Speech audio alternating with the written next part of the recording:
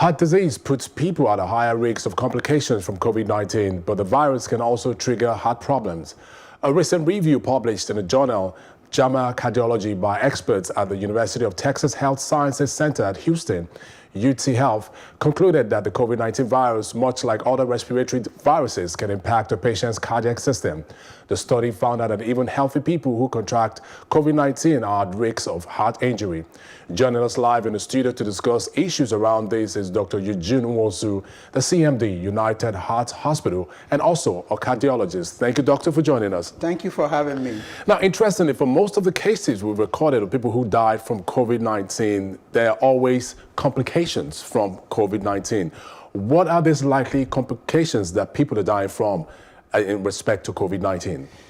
Well, the two most deadly complications of COVID-19 is acute respiratory distress syndrome, which is intense inflammation of the lungs, resulting in poor oxygenation and lung failure, and of course, heart conditions. The relationship and link between COVID-19 and heart disease is a double-edged sword. Okay. People with pre-existing heart condition have been found to have more complications and death from COVID-19. And also, COVID-19 by itself can trigger new heart disease and heart attack in people with no previous history of heart disease.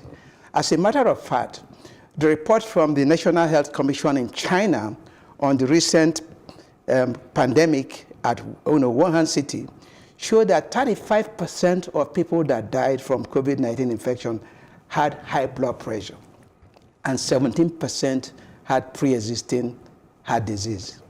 So I can tell you that high blood pressure and heart disease puts you at risk, but we have now identified several risk groups, and this is important because you need to know if you belong to this risk group so that you can follow the guidelines and do everything possible to avoid getting the infection. Okay. So number one is immunosuppressed people. If you have kidney transplant, liver transplant, or heart transplant, you are at a significant risk of complication if you contract this virus. If you have cancer, especially if you are undergoing chemotherapy or radiation therapy, you are at high risk.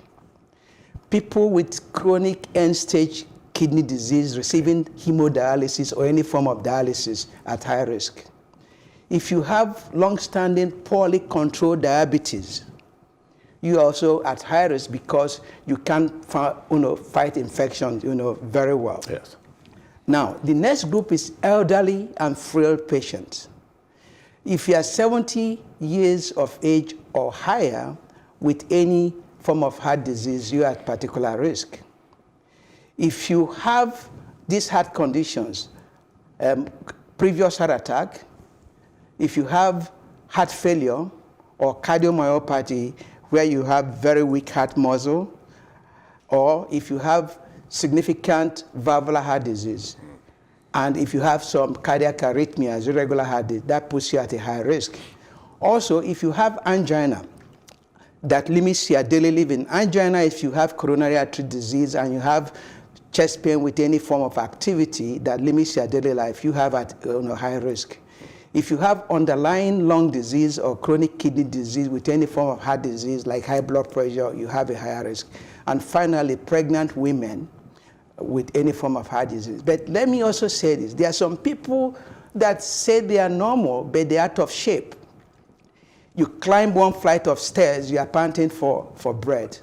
Or you walk a short distance, 50 feet, you have to stop to rest. You are at risk because infection and inflammation and fever will put stress on your heart and you cannot survive. So simple stress test, climbing, you failed it. If you have that, you also have to be careful. Now, the list seems like a very extensive list with those in the group of contracting, dying from complications of this virus. Now, at the emergence of this virus, they did say that the younger ones were immune to this. But we've seen in recent time, babies even contracting the virus. And so, I mean, what changed in the process of this? Because it's not just the elderly now. They did say it was the elderly who were prone to it. Nobody is immune to this. Anybody can catch the virus. But what they're saying is that if you're in good health and you are young, you're actually likely to survive it and not have the severe disease. And you could be 70 and in good health and not also Absolutely. Of course, there are some 100 years, people that survived it. Okay. But since we are talking about heart disease and COVID, yes, the other thing I need to quickly tell people, what are the different types of heart disease that people end up having with this, COVID-19 infection? And how they can identify it, if there are signs, symptoms to look out for. Okay. Yeah. All right. The first one is acute coronary syndrome or myocardial infarction, heart attack. This results from rupture of plaque. Plaque is cholesterol and fatty buildup inside the blood vessels that supply blood to the heart. COVID-19 infections have been found to have a plaque rupture. Okay. Now, how do you identify the symptom-wise? When you're having a heart attack, it might be too late because the first sign might be cardiac arrest, dropping dead. Okay. But no prior symptom. Absolutely. You can just be fine, no chest pain, nothing, and then you have a plaque rupture, you drop dead. This happens all the time. Okay, so that's a different topic, some other time. Yes. Now, the next, heart problem is heart failure. COVID-19 infection can cause heart failure through several mechanisms. One is the heart muscle gets very weak and then it cannot function to, meet the demands of the body. And also when you have an infection and fever, you have tachycardia, which is increased rapid heartbeat. Increased rapid heartbeat can trigger heart failure in even normal people. So that's one mechanism. The next type of heart disease is what we call myocarditis. It is intense inflammation and damage to the heart muscle by the virus itself. It makes the heart very, very weak and can lead to cardiac death from arrhythmias and also heart failure. And finally, people with COVID-19 infection can actually have arrhythmias like atrial fibrillation, very rapid heartbeat, or they can have deadly, cardiac arrhythmias that result in heart attack. Now, another very deadly complication is shock. This is from intense, very low blood pressure. The infection can actually make you go into shock, where your blood pressure becomes very low, and then you cannot supply blood and nutrients to organs, and you die from that. Doctor, so these are the mechanisms of heart disease from COVID-19 infection. Let's talk about transmission, how this is transmitted. Okay, very good. Transmission is by two means. One is virus droplets from infected patients that are coughing, sneezing, or talking. Then the second one is contaminated surfaces. Like the virus can survive on desktop, a steering wheel of cars, light switches, door handles, because they can survive for hours and days. So if you get contaminated from those two, you can have it. Now, we don't know everything yet about this virus, but it's not been confirmed to be airborne, okay? But who knows, as we know more about it, that could change. But right now, it is not an airborne transmission. So having known the mode of transmission, what is key to every one of us in this age? How to avoid it and prevent. How to avoid the recommendation. Yes. So number one is stay away from people that are sick, coughing, sneezing, temperature, sore throats. Try to stay away. Number two is social distancing. The recommendation is, if possible, give 2 meters away from people whenever possible. Okay.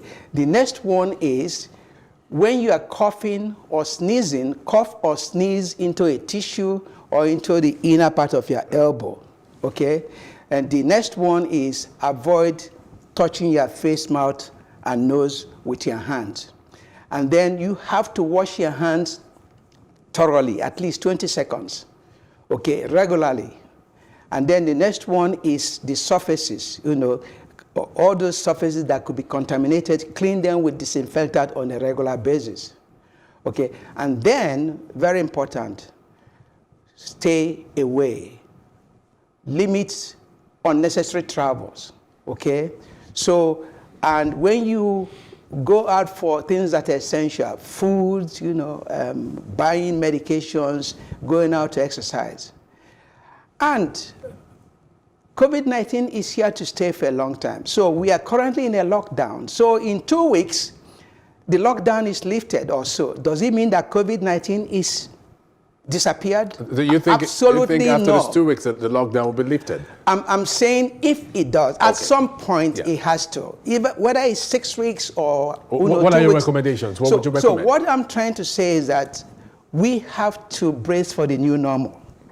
The new normal is because this infection is going to spread in the community until we have vaccine or medications that can treat it easily.